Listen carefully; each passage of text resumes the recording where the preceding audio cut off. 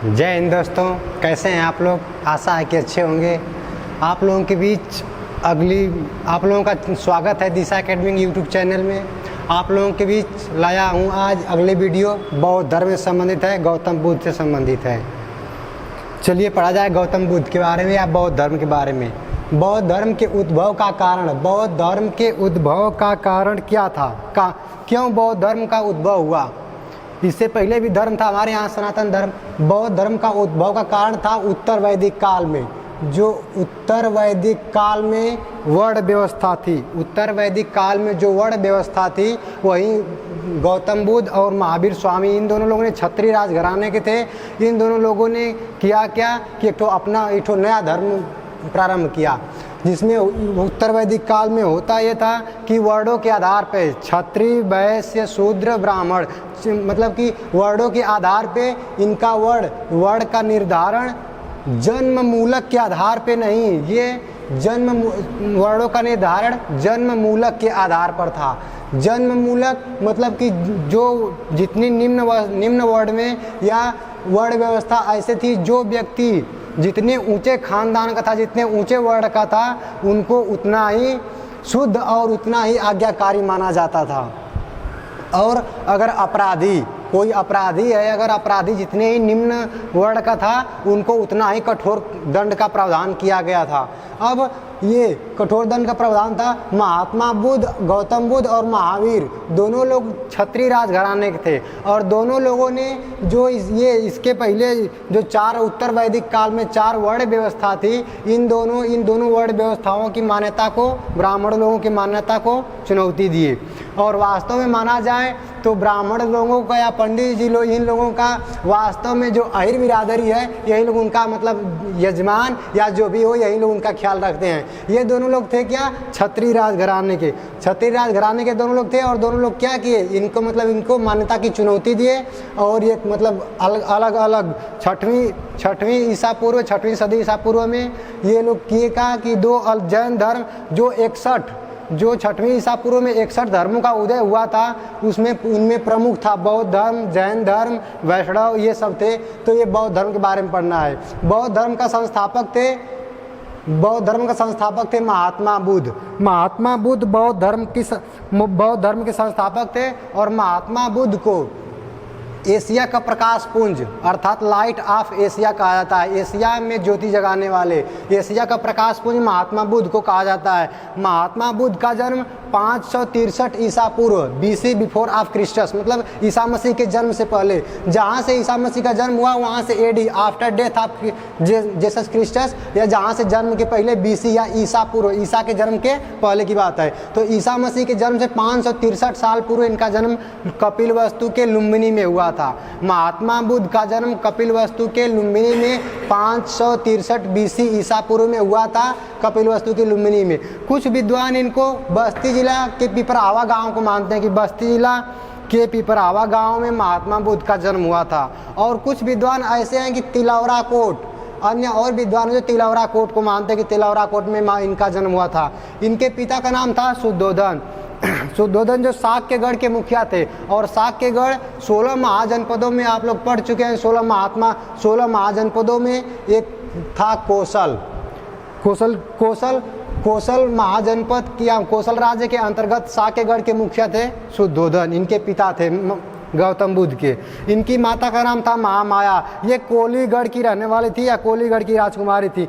अब ये इनकी माता का नाम था महामाया। इनके जन्म के कुछ ही दिनों बाद हुआ ये कि इनकी माता का देहांत हो गया, इनकी माता का मृत्यु हो गया। इनकी माता का देहांत होने के बाद इनका पालन पोषण इनकी मौसी प्रजापति गौतमी ने दिया। और यहाँ से क्वेश्चन ये पूछा जाता है कि महात्मा बुद्ध को गौतम बुद्ध सबसे पहले किसने कहा था। महात्मा बुद्ध को सबसे पहले गौतम बुद्ध प्रजापति गौतमी ने ये नाम दिया था, गौतम बुद्ध। महात्मा बुद्ध को सबसे पहले गौतम बुद्ध प्रजापति गौतमी ने कहा था। या अब महात्मा बुद्ध के बचपन का नाम सिद्धार्थ था। महात्मा बुद्ध के बचपन का नाम सिद्धार्थ था, गौतम नाम दी थी कौन? प्रजापति गौतमी। और इनका विवाह 16 वर्ष की उम्र में यशोधरा से हुआ। यशोधरा कपिलवस्तु की रहने वाली थी। यशोधरा से 16 वर्ष की उम्र में हुआ और इनको एक पुत्र प्राप्त हुआ। उन दोनों लोगों से उनका नाम था राहुल। राहुल का अर्थ होता है एक और बंधन। राहुल पुत्र की उत्पत्ति हुई। अब हुआ ये कि इनकी माता थी, इनकी जो मतलब कि सौतेली माँ थी प्रजापति गौतमी, सौतेली माँ थी महात्मा बुद्ध की, और ये इनको पसंद नहीं थी यशोधरा, इसलिए ये महात्मा बुद्ध अपने माता पिता की सेवा में लीन रहा करते थे। और इनकी जो औरत थी यशोधरा, ये बेचारी बहुत परेशान, अब ये इनको यशोधरा को पसंद नहीं करती थी इनकी सौतेली माँ, इसलिए वो मतलब एक दिन इनसे बोली, सिद्धार्थ से या गौतम बुद्ध से ये बोली कि अब मैं अपने मायके चली जाऊंगी। अब महात्मा बुद्ध अपने माता पिता की सेवा में खूब सेवा करते थे। आजकल को ऐसा दिन है कि अगर माता पिता एक लोटा पानी अगर मांगेंगे तो आपको नहीं देंगे, लेकिन अगर बगली से अगर मिस कॉल चाहे फ़ोन आ जाए तो कोको कोला पहुँचा दे वालों। अब ऐसे नहीं थे, ये अपने माता पिता की सेवा करते थे। इनकी औरत जो यशोधरा थी, ये बेचारी अपने मायके चली गई, छोड़ के चली गई नैहर। हुआ बाद में ये कपिलवस्तु की सैर पर एक दिन निकले सिद्धार्थ या ये महात्मा बुद्ध। अब कपिलवस्तु की सैर पर जब निकले तो इन्होंने रास्ते में देखा, पहले एक वृद्ध को देखा जो मतलब कंकाल नुमा बस रह गया था। इसके बाद कुछ और आगे गए, रोगी का दृश्य देखा। फिर कुछ और जाने के बाद एक शव मतलब कि जो मतलब मृत्यु हो जाती है, शव अर्थात मतलब जो जिसको लाश कहते हैं। अब ये देखा, सब लोग उनके पीछे रोते चिल्लाते जा रहे थे। कुछ दूर और जाने के बाद उन्होंने देखा कि एक सन्यासी खुशहाल था, एक सन्यासी था, वो खूब मस्त मगन था। इसलिए अपने मंत्री से उन्होंने पूछा कि ये सब लोग दुनिया सब परेशान है, ये क्यों खुशहाल है? तो उनके मंत्री ने ये कहा कि ये जो सन्यासी हैं ये खुशहाल इसलिए हैं कि ये क्या सारे बंधनों से मुक्त हैं, इसलिए ये खुश हैं। इसीलिए उनके मंत्री कहने पर ये गौतम बुद्ध ने ये संन्यास धारण करने का संकल्प लिया और ये 29 वर्ष की अवस्था में गृह त्याग दिए। 29 वर्ष की अवस्था में गौतम बुद्ध ने अपना गृह त्याग दिए। इनके गृह त्याग का क्वेश्चन पूछा जाता है कि महात्मा बुद्ध के गृह त्याग की घटना का चिन्ह क्या था? तो गृह त्याग की घटना का चिन्ह क्या था? घोड़ा। ये भी क्वेश्चन पूछा गया है कि इनके गृह त्याग को क्या कहा गया है? तो इसका आंसर है महाभिनिष्क्रमण। इनके गृह त्याग को कहा जाता है महाभिनिष्क्रमण। और इनके प्रथम गुरु, अब ये वहाँ से आगे और बढ़े तो इनके प्रथम गुरु मिले अलार कलाम। वैशाली में सांख्य दर्शन मानने वाले थे अलार कलाम। अलार कलाम ने इनको सांख्य दर्शन की शिक्षा दीक्षा देने के बाद हुआ ये कि इनके दूसरे, ये वैशाली के रहने वाले थे अलार कलाम। इनके दूसरे गुरु थे रुद्रक रामपुत्र, ये राजगीर के रहने वाले थे। रुद्रक रामपुत्र इनको मानव धर्म के बारे में बताया कि आप मानव को मानिए। मानव सांख्य दर्शन में ये मानव, तो ये क्या कि राजगीर में इनके रुद्रक रामपुत्र के मिलने से गौतम बुद्ध ने ये मतलब अनिश्वरवादी हो गए। ईश्वर को न मानने वाले, न ईश्वर पर न आत्मा पर, केवल पुनर्जन्म पर ये लोग विश्वास करते थे। ये राजगीर। इसके बाद पंचवर्गीय ब्राह्मण भिक्षु, गया जिला में ये गए तपस्या करने, वहाँ पंचवर्गीय ब्राह्मण भिक्षु मिले और वे 5 ब्राह्मणों ने फल्गु या निरंजना जो नदी है उसके किनारे तपस्या कर रहे थे। ये भी पहुँचे, ये भी वहाँ तपस्या में लीन हो गए पीपल के वृक्ष के नीचे। अब वहाँ तपस्या करने लगे ये लोग सारे लोग मिलके। इसके बाद वैशाख पूर्णिमा के दिन जब ये वहाँ तपस्या कर रहे थे, वहाँ की सेनानी थी सुजाता, वहाँ की सेनानी की पुत्री थी सुजाता। सुजाता ने खीर खिलाकर, सुजाता को गौतम बुद्ध बहुत पसंद थे, सुजाता ने खीर खिला के इनकी तपस्या को भंग कर दिया। इसके बाद जो पंचवर्गीय ब्राह्मण भिक्षु थे ये ऋषिपत्नम या मृगदाव सारनाथ में चले गए। सारनाथ में मृगदाव या ऋषिपत्नम में चले गए, वहाँ जाकर अपना आसन जमाए, वहाँ तपस्या करने लगे। फिर पुनः महात्मा बुद्ध तपस्या में लीन हुए वहीं पीपल के वृक्ष के नीचे और कुछ दिनों, बहुत जल्द ही उनको ज्ञान की प्राप्ति हुई वैशाख पूर्णिमा के दिन। वैशाख पूर्णिमा के दिन महात्मा बुद्ध को ज्ञान की प्राप्ति हुई और ये संयोग ये कि ज्ञान की प्राप्ति जिस दिन उनका जन्म हुआ था बैसाख पूर्णिमा के दिन, उसी दिन बैसाख पूर्णिमा के दिन ही उनको ज्ञान की प्राप्ति हुई और बैसाख पूर्णिमा के दिन ही उनकी मृत्यु या महापरिनिर्वाण भी हुआ। और जब ज्ञान की प्राप्ति हुई, जब महात्मा बुद्ध को ज्ञान की प्राप्ति हुई, इसके बाद उनको बुद्ध कहा गया। बुद्ध कब कहा गया महात्मा बुद्ध को? ज्ञान प्राप्ति के बाद, ये क्वेश्चन पूछा गया है। इसके बाद जहाँ महात्मा बुद्ध जिस वृक्ष के नीचे तपस्या किए थे, जिस वृक्ष के नीचे उनको ज्ञान की प्राप्ति हुई थी, उस पीपल के वृक्ष को बोधि वृक्ष कहा गया।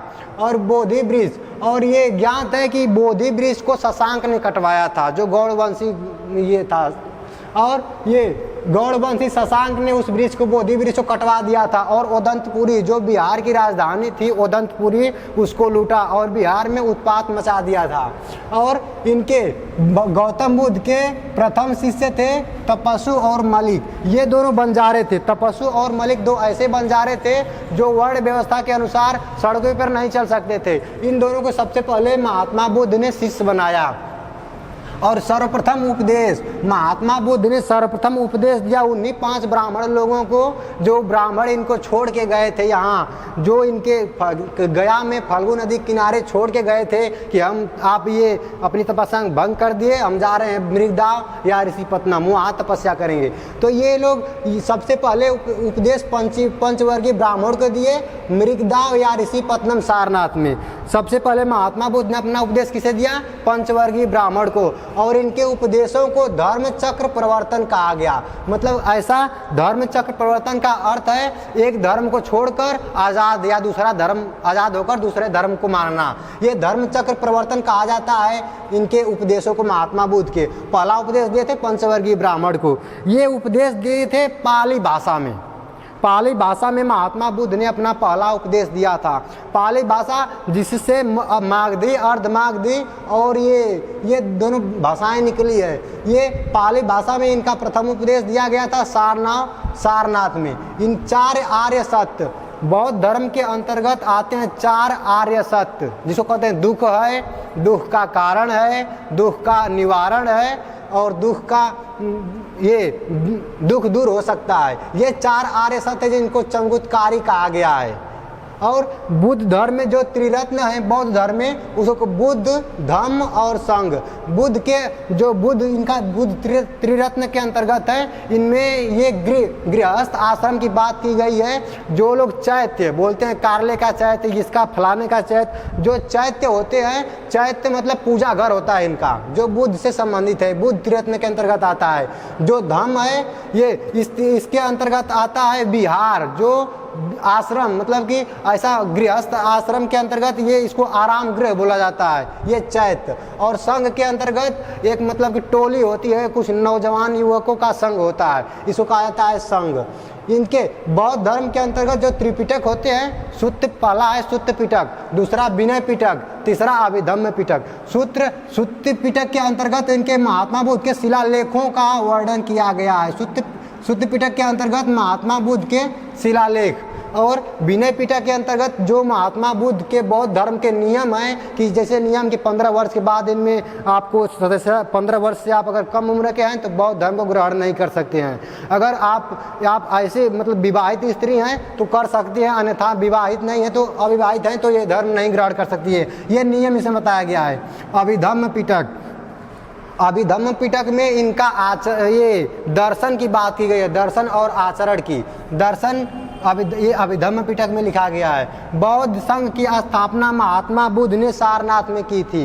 बौद्ध संघ की स्थापना महात्मा बुद्ध ने सारनाथ में की थी, जिसका अर्थ बौद्ध संघ में सबसे पहले महिलाओं का प्रवेश वर्जित था। लेकिन इनके प्रिय शिष्य आनंद के कहने पर इनकी माता प्रजापति गौतमी और इनकी पत्नी यशोधरा, इन दोनों लोगों को बौद्ध संघ में सम्मिलित किया गया। महात्मा बुद्ध ने कहा था कि जिस दिन महिलाओं का प्रवेश हो जाएगा बौद्ध संघ में, उस दिन से बौद्ध धर्म का विघटन प्रारंभ हो जाएगा। और महात्मा बुद्ध ने सर्वाधिक उपदेश कौशल की राजधानी श्रावस्ती में दिए थे। कौशल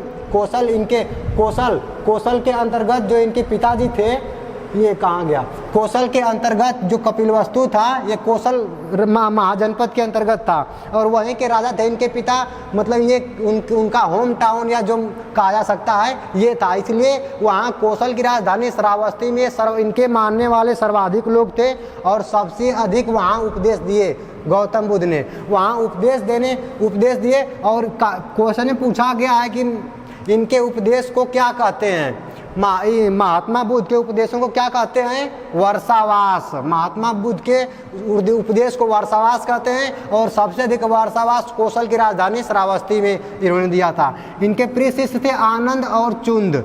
आनंद इनके प्रिय शिष्य थे, इनके अलावा चुंद नाम के एक और थे, इनके शिष्य थे चुंद।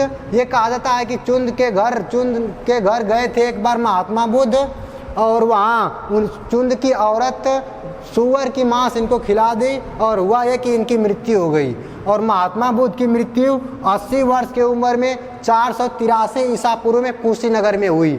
महात्मा बुद्ध की मृत्यु 483 ईसा पूर्व में कुशीनगर या कसया या कुशीनारा कहा जाता है, यहाँ हुई। इनके मृत्यु को महापरिनिर्वाण कहा गया। महापरिनिर्वाण का अर्थ है दीपक का बुझ जाना। इनके मृत्यु को महापरिनिर्वाण कहा गया।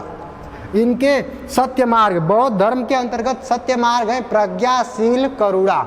3 सत्य मार्ग है, प्रज्ञाशील करुणा, 3 सत्य मार्ग हैं इनके बौद्ध धर्म के अंतर्गत। और देखिए जब महात्मा बुद्ध की जब मृत्यु हुई उसके ठीक 15वें दिन के उपलक्ष्य में जो मनाते हैं, जो 13वीं या जो मतलब कार्यक्रम मनाते हैं, ठीक उसी दिन प्रथम बौद्ध संगीति की स्थापना हुई थी। प्रथम बौद्ध संगीति, ये कहा गया कि अब महात्मा बुद्ध मर गए, इसके पहले जब महात्मा बुद्ध जीवित थे तब महात्मा बुद्ध अनिश्वरवादी थे, मतलब ईश्वर पे विश्वास नहीं करते थे। लेकिन जब महात्मा बुद्ध की मृत्यु हो गई इसके बाद लोगों ने महात्मा बुद्ध की पूजा करना शुरू कर दिया। और देखिए ये इनकी मृत्यु 80 वर्ष की अवस्था में 483 ईसा पूर्व कुशीनगर या कसया में हुई थी। इनकी मृत्यु को महापरिनिर्वाण कहा जाता है। चतुर्थ बौद्ध संगीति के बाद बौद्ध धर्म 2 भागों में बंट गया, हीनयान और महायान। हीनयान शाखा थी उसके अंतर्गत थे नागार्जुन को भारत का आइंस्टीन कहा जाता है। ये शून्यवाद और थेरवाद के प्रवर्तक थे। कौन? नागार्जुन ने बौद्धिक शिक्षा दीक्षा के लिए वल्लभी विश्वविद्यालय की स्थापना कठियावाड़ में की थी, गुजरात में। और ये हीनयान महायान के अंतर्गत कुमारगुप्त ने नालंदा विश्वविद्यालय की स्थापना की थी। महायान शाखा के अंतर्गत कुमारगुप्त ने नालंदा विश्वविद्यालय की स्थापना की थी बौद्ध धर्म की शिक्षा दीक्षा ग्रहण करने के लिए। और एक अन्य शाखा है वज्रयान शाखा के अंतर्गत धर्मपाल ने विक्रमशिला विश्वविद्यालय की स्थापना की थी बौद्ध धर्म से शिक्षा दीक्षा लेने के लिए। और अंतिम संरक्षण देने वाला वंश था पाल वंश। इनको महात्मा बुद्ध को संरक्षण देने वाला अंतिम वंश था पाल वंश। और जो संगीतियाँ हुई बौद्ध धर्म में 483 ईसा पूर्व में पहली संगीति हुई, पहली संगीति हुई 383 में दूसरी संगीति हुई और 255 में तीसरी संगीति हुई। और बौद्ध धर्म की पहली संगीति हुई 72वीं ईस्वी या प्रथम शताब्दी में।